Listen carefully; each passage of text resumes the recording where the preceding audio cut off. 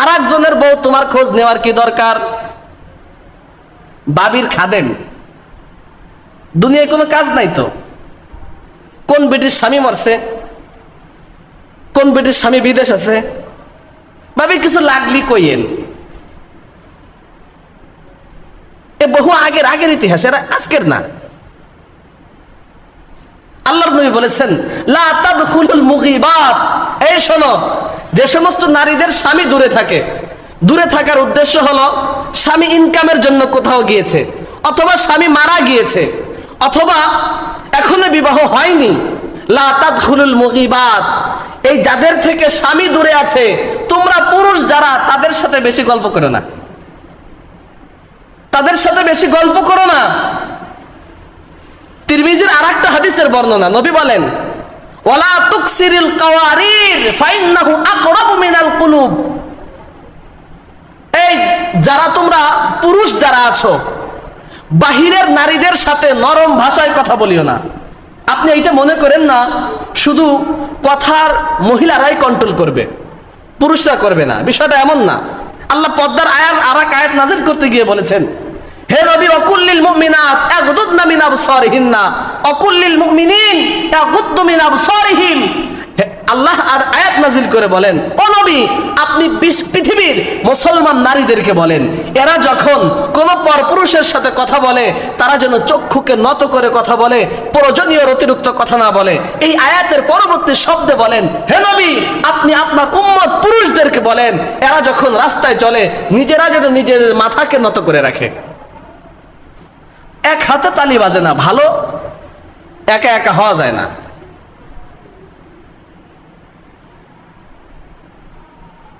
তো আল্লাহর নবী বললেন লা তাদখুলুল মুগীবাত ওয়ালা তুকসিরিল কাওয়ারির, নরম ভাষায় কথা বলো না। যাই হোক, ইব্রাহিম নবীর সুন্দর বিবি দেখা বাদশার বড় মায়া, বলা আটক করো জেলখানার মধ্যে। ইব্রাহিম নবীকে জেলের মধ্যে নিয়ে বড় রাখলো। বিশ্ব সুন্দরী বিবি সারা, বাদশার চরিত্রের ব্যাপারে জনগণ খবর দিয়েছে, ওগো পয়গম্বর, বিবিকে যে বাদশা ধরে আনছে আপনি তো জানেন না। আপনার বিবির সঙ্গে বাদশা কি আচরণ করবে? আচ্ছা বলুন তো, ওই স্বামীর চাইতে দুনিয়াতে দুঃখী স্বামী আর জমিনে আর কেউ নাই, যে স্বামীর সামনে তার বিবি অন্য কোথাও রাত কাটায়। ওই বাবার চাইতে দুঃখী বাবা আর কেউ নাই, যে বাবার সামনে তার মেয়েকে অন্য ছেলেরা ধর্ষণ করে। ওই ভাইয়ের চাইতে কুলাঙ্গার আর কেউ নাই, যে ভাইয়ের সামনে তার আপন বোনকে অন্যজন ধর্ষণ করে। এর এক মানুষ না। ইব্রাহিম নবী ভেঙে পড়লেন, আল্লাহ ইজ্জতের মালিক তুমি, বিবির হেফাজতের দায়িত্ব ছিল আমার উপরে, কিন্তু জালেম জেলখানায় ঢুকাইল, এমনি এখন আমি কি করব? ইব্রাহিম নবী চুপ হয়ে বসে গেলেন। চক্ষুটা যখন বন্ধ করলেন, আর ওই জালেম বাদশা বিবি সারার ঘরে ঢুকলো। ঢুকার পর চক্ষু যতক্ষণ বন্ধ আছে, কেমন যেন আয়নার মতো সামনে আল্লাহ তাআলার রুমের হালাতকে ধরে দিল। ওই বাদশাহ ইব্রাহিম নবী বিশ্ব সুন্দরী বিবি সারার দিকে যখন হাত বাড়ায়, হাত বাড়ানোর সাথে সাথে আল্লাহ হাতকে ব্যাকা করে দেয়, হাতকে ব্যাকা করে দেয়। ইজ্জতের মালিক আল্লাহ, চেষ্টা করার দায়িত্ব তোমার। ইউসুফ নবীর নাম শুনেছেন নি? ইউসুফ নবীর সাথে একটা নারীর খুব মনের একটা আবেগ ছিল, তার নাম হলো জুলাইখা। ইউসুফ নবীকে ধরে জুলাইখা 7টা রুমের পরে নিয়ে ধরে নিয়ে গেছে। যাইয়া জুলাইখা তার কাপড় দিয়ে তার মূর্তি পূজাকে ঢাকে। জুলাইখা মূর্তি পূজা করত। ইব্রাহিম নবী আবার ইউসুফ নবী ডাক দিয়ে বলে, জুলাইখা কি ডাকো? জুলাইখা ডাক দিয়ে বলে, ইউসুফ তুমি বুঝলা না, আমার মালিক এই ঘরের ভিতরে আছে, আমি যার পূজা করি, আমার যে মাবুদ ঘরের ভিতরে আছে, সে দেখলে লজ্জা পাবে, এজন্য ডাকি। ইউসুফ নবী বললেন, ও জুলাইখা, তোমার খুদারে ডাকলে তো দেখে না, আমার খুদারে ঢাইকা রাখা যায় না। ইব্রাহিম ইউসুফ নবী ভালো করে জানতেন 7টা দরজা লাগানো, কোন দরজা সব শিকলগুলো লাগানো, একটাও খুলবে না। কিন্তু জুলাইখা যখন পাশে বসলো, ইউসুফ নবীর গায়ের উপরে হাত দিয়ে আক্রমণ করবে, এই মুহূর্তে ইউসুফ নবী ওই জায়গা থেকে উঠে দৌড় দিয়েছে। দৌড় দেওয়ার দায়িত্ব ছিল পয়গম্বর ইউসুফের, ঘরের দরজা খুলে দেওয়ার দায়িত্ব নিয়েছেন আল্লাহ। ইউসুফ নবী দৌড় দিয়েছে, ঘরের দরজা খুলে গেছে। এজন্য গুনাহ থেকে বাঁচার চেষ্টা করার দায়িত্ব বান্দার নিজের, খুলে দিবেন আল্লাহ। ইব্রাহিম নবী ওখানে বসে আছে, চক্ষু বন্ধ আছে, বিবির কি হালাত দেখে। বাদশা যখন হাত বাড়ায়, হাত বাঁকা হয়ে যায়। আবার সারার কাছে বলে, সারা আমাকে একটু মাফ করে দাও, তুমি আল্লাহকে বলো আমাকে যেন আল্লাহ ভালো বানায় দেয়। সারা দোয়া করছে, আল্লাহ জালেমদারে ভালো বানায় দেন। হাত ভালো হয়ে গেছে, আবারও ধরছে, আবারও দেখা হয়েছে, বলে আবার একটু দোয়া করো, হাত যেন আমার ভালো হয়ে যায়। হাত ভালো হয়ে গেল। হাত ভালো হওয়ার পরে এবার বাদশা মনে করলো, মনে হয় এটা এমনি হয়েছে, লাস্টবারের মতো চিন্তা করে দেখি। এজন্য বাদশা দ্বিতীয়বারের মতো আবার হাত বাড়ায় দিল। হাত বাড়ানোর সময় আবারও দেখা হয়ে গেল। এবার বলে, ও সারা তুমি কি জাদু জানো, আমাকে একটু বলবানি জাদু কি? সারা ডাক দিয়ে বলে, ও বাদশাহ, এটা আমার কোনো জাদু না, আমার স্বামী একজন পয়গম্বর, এটা তার ইজ্জত, তাকে তার ইজ্জত হেফাজত করবেন আল্লাহ। এজন্য আল্লাহর বড় কারিশমা আমার কিছু না, তুমি মাপ যদি চাও তো আল্লাহর কাছে চাও। এই বুঝের পরে বাদশাহ পরবর্তীতে ইমানদার হয়ে গেছে। এবার পরীক্ষা শেষ, বিবিকে নিয়ে বের হয়ে গেল। স্বামী স্ত্রীর সংসার চলে, কোনো বাচ্চা হয় না। ইব্রাহিম নবী দোয়া করতেছে, আল্লাহ। ইব্রাহিম নবীর ভাষাটা আল্লাহ কোরআনে বয়ান করে দিয়েছেন।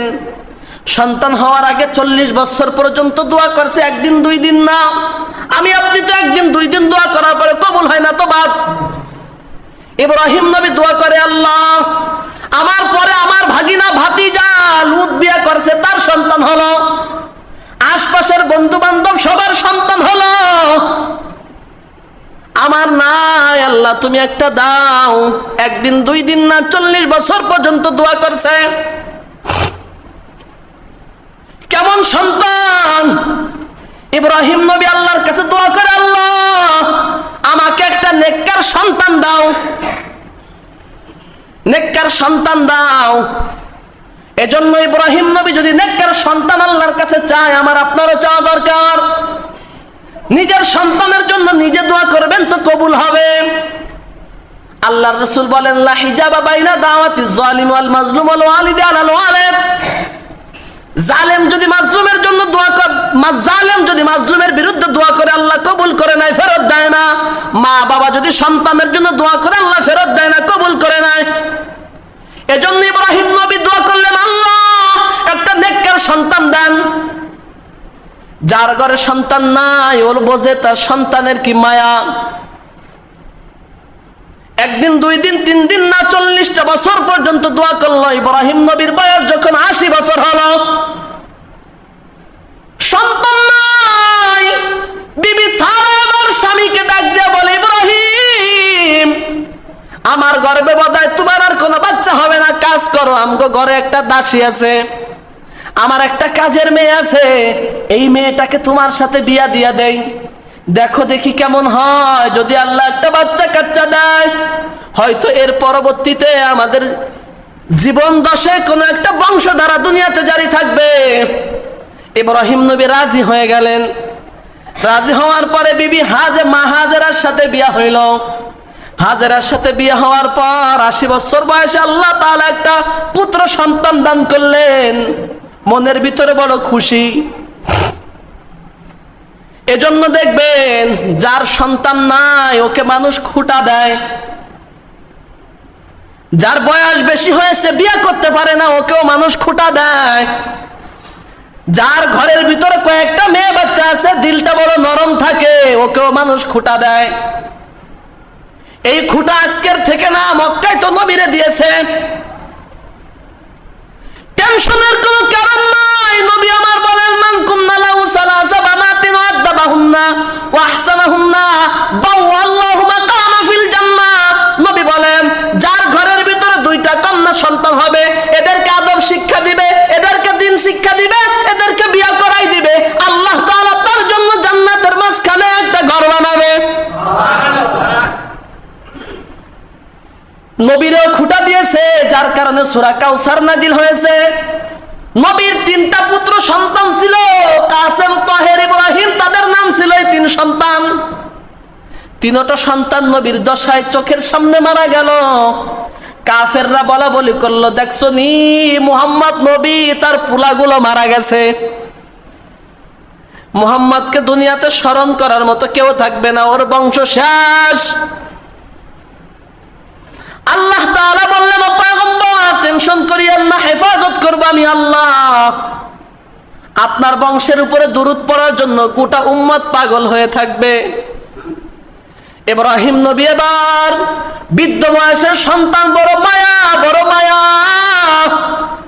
আল্লাহর পরীক্ষা শুরু হয়ে গেল। ইব্রাহিম সন্তান পাইয়ে কি আমারে ভুইলা গেলানি, আমাকে ভুলে গেলানি? যাও যাও, সন্তানটাকে দূরে সরায় দাও। ইব্রাহিম নবী এই আওয়াজ আল্লাহ থেকে পাওয়ার পর চক্ষু জর্জর করে কাবার দিকে তাকাইয়া ইব্রাহিম নবী এবার আল্লাহকে বলে, আল্লাহ বৃদ্ধ বয়সের সন্তান কই রাখবো, কে কোথায় নিয়ে রাখবো, কোথায় দিলে তুমি খুশি হবা? আল্লাহ তোমাকে খুশি করার জন্য সন্তান একটা কেন, যদি কয়েকটাও হয়, এগুলারও যদি কুরবানি দিতে বলো তো কুরবানি দিয়া দিব। আল্লাহ বললেন, কি বললা ইব্রাহিম, কুরবানি দিবা? বলে হ্যাঁ দিব। রেডি থাকো, সামনে দেখা হবে। ইব্রাহিম নবী এবার বিবি হাজেরাকে নিয়ে রওনা দিয়েছেন। কই যাব? ঘর থেকে আগে বের হও, এরপরে দেখা হবে। ইব্রাহিম নবীকে জিবরাইল আমিন সামনে নিয়ে আগাইতে জেরুজালেম থেকে মদিনা মক্কায় নিয়ে আসলো। যার কারণে ইসমাইল নবীর কবর এখনো মক্কায়, মা হাজেরার কবর এখনো পর্যন্ত মক্কায়। ইব্রাহিম নবী এবার সন্তানকে নিয়ে বিদায়ের সময় ওই যে বড় একটা টিলা ঘর দেখা যায়, নূহ নবীর পিলাবনে কাবা ভেঙে গেছে, এরপরে আর কাবার কোনো অস্তিত্ব নাই। ওই জায়গায় রেখে এসে ইব্রাহিম নবী দোয়া করে, আল্লাহ রব্বানা ইন্নী আসকানতু মিন যুররিয়্যাতি বিওয়াদিন গায়রা যী যারইন ইনদা বাইতিকাল মুহাররাম।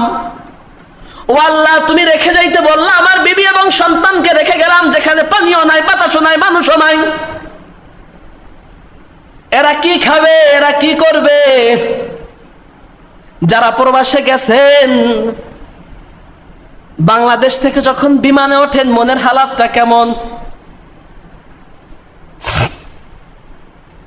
ইব্রাহিম নবী সন্তানদেরকে বিদায় দিবে, মন চাই না আদরের সন্তান রেখে মরুভূমির ভিতরে রেখে চলে যাবে। বারবার পিছনের দিকে তাকায়, আর পিছন দিয়া বিবি ডাক দিয়ে বলে, আল্লাহ নবী আপনি আমাদেরকে রেখে গেলেন, মনে কোনো কষ্ট নাই, তবে একটা কাজ করিয়েন, আমাকে আপনার দেখার কোনো দরকার নাই। সুযোগ যদি পান, আল্লাহ যদি আপনারে বলে, মাঝে মাঝে এসে ইসমাইল একটু দেখে যাইয়েন, ইসমাইলকে একটু দেখে যাইয়েন, মাঝে মাঝে আইসেন, আমাকে দেখার মতো দরকার নাই। আল্লাহ তাআলা এই ফেরতের দোয়াটা 12 বছর পরে কবুল করছে। ইব্রাহিম নবী যখন মক্কায় প্রথমবার রেখে যায়, এখনো পর্যন্ত কাবার থেকে দক্ষিণ দিকে তাকাইলে একটা পাহাড় দেখা যায়। ওই পাহাড়ের নিচেই দাঁড়াইয়া ইব্রাহিম নবী দোয়া করে, আল্লাহ আমার সন্তান রেখে গেলাম, আমার সন্তানগুলো রেখে গেলাম, বৃদ্ধ বয়সের সন্তান, মা বাবা সন্তানের প্রতি কেমন মায়া, এটা বোঝানোর মতো কোনো ভাষা নাই। পৃথিবীতে একজন নবী ছিলেন পয়গম্বর ইউসুফ, তার বাবার নাম ইয়াকুব। ইউসুফ নবী ছোট্টবেলায় হারায় গেছে। বাবা সন্তানের হারার ব্যথায় কান্নায় কান্নায় কান্নায় কান্নায় অন্ধ হয়ে গেছে। 80 বছর পর্যন্ত কান্না করছে, কানতে কানতে চক্ষু অন্ধ হয়ে গেছে। মৃত্যুবরণের কয়েক বছর আগে ইউসুফ নবীর ভাইদের সাথে যখন যোগাযোগ হয়েছে, যাইয়ে বলে, যাও আমার গায়ের একটা জামা নিয়ে যাও, আমার বাবার চোখের সামনে ধরো। ইউসুফ নবীর ভাইরা ওই যে ইউসুফ নবীর গায়ের জামাটা ইয়াকুব নবীর চোখের সামনে নিয়ে ধরছে। আর ইউসুফ নবীর বাবা ইয়াকুব নবী ডাক দিয়া বলে, কেমন যেন মনে হয় ইউসুফ ঘরে আইছে রে। ইউসুফ কি ঘরে আসছে? ওই জামাটা চোখের সামনে ধরার সাথে সাথে ইউসুফের গন্ধ পাইয়া চোখ ভালো হয়ে গেছে। বাপ মা যত কষ্ট করুক না কেন, সন্তানের কষ্ট তারা দেখতে চায় না। দেখবেন আপনি 10 বছর 20 বছর বিদেশ করে আসছেন, আসার সময় বাসার সবাইকে ফোন দিয়ে জিজ্ঞাসা করছেন কার কি লাগবে, সবাই সবার প্রয়োজন বলে দিয়েছে। জনম দুঃখিনী মাকে ফোন দিয়ে বলবেন, মা তোমার জন্য বিদেশ থেকে কি আনবো? একটাই আওয়াজ, সন্তান আমার কিছু লাগবে না, তুই বাড়ি আয়, আমি এটাই খুশি। আমার দুনিয়ার কিছু লাগবে না, তুই যাইসে একটা ডাক দিবি। গভীর রাতে একটু ফোন দিয়ে দেখেন মায়ের কাছে, বিবি ঘুমায়, সন্তানরা ঘুমায়, জামাইরা ঘুমায়, মেয়েরা ঘুমায়, কেউ ফোন রিসিভ করে না। গভীর রাতে মাকে একটু ফোন দিয়ে দেখেন। আর যদি জিজ্ঞান মাগো এত রাত্রে ফোন কেমনে ধরলা, মা জবাব দেয়, বাবা ওই রিংটোন মোবাইলে বাজার আগে কলিজায় আঘাত লাগে, মনে হয় বাবা তুই ফোন দিস। এজন্য দুনিয়ার সবাই ঘুমায়, মা দুনিয়ার সন্তানের জন্য ঘুমায় না। ইব্রাহিম নবী ওই জায়গায় দাঁড়ায় বলে, মালিক সন্তানের কষ্ট আমার চোখের সামনে রেখে গেলাম, আমি বাবা হইয়া যদি একবার আগুনে পুড়াইছো কোনো আফসোস নাই, আরো কয়েকবার যদি আগুনে ঝাঁপ দিতে বলতে আমি ইব্রাহিম ঝাঁপ দিতাম, কিন্তু এই কষ্টে মরুভূমির ভিতরে রেখে গেলাম, সন্তান দেখার মতো কেউ নাই, দেখার মতো কেউ নাই, এতে একটু লালন পালন করার মতো কেউ নাই। আল্লাহ পানির ব্যবস্থা করে দিও, খাবারের ব্যবস্থা করে দিও, মানুষের ব্যবস্থা করে দিও। ওই জায়গা থেকে আজও পর্যন্ত জমজম কূপ ইব্রাহিম নবীর পায়ে, ইসমাইল নবীর পায়ের আঘাতের কূপ। আমার আপনার পয়গম্বরকে জিজ্ঞাসা করা হয়েছিল, গো পয়গম্বর এই জমজমের পানি কমে না কে, এই কূপের তলা কই? নবী বলেন, এই কূপের দুনিয়ার সাথে কোনো সম্পর্ক না, এই কূপের পানির সম্পর্ক দুনিয়ায় হাউজে কাউসারের সাথে, জান্নাতের ফুয়ারা। এজন্য বড় আফসোস যারা হজে গেছেন, জান্নাতের কূপের পানি খাইয়ে আইছেন, জান্নাতি পাথরে চুমা দিয়ে আইছেন। জান্নাতি পাথরে চুমা দিয়া বাংলাদেশে বিড়ি কেমনে টানে আজি, সিগারেট আজি।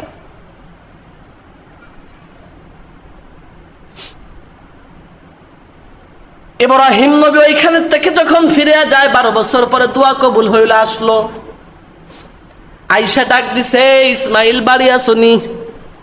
ঘরের দরজায় তাকায় দেখে 12 বছর পর্যন্ত ইসমাইল নবীর মা বেবি হাজেরা একটা জামা ধরে ধরে রাতের বেলা কান্না করে। স্বামী রাইখা গেছে, স্বামীর জামাটা ধরে ধরে কান্না করে।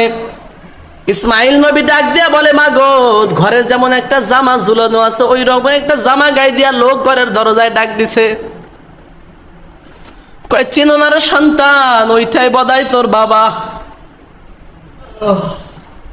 এজন্য দেখবেন দূরে যদি কখনো কোনো সন্তান মারা যায়, মা বাবার মনের বড় আফসোস, বাবা তোর টাকা তো আমাদের ইচ্ছা ছিল না, অন্তত যদি একটা কাপড়ও পাঠাইতো বিদেশের থেকে মারা গেছে, ওইটা দেখে তো সন্তান হারানোর শোক নিতাম।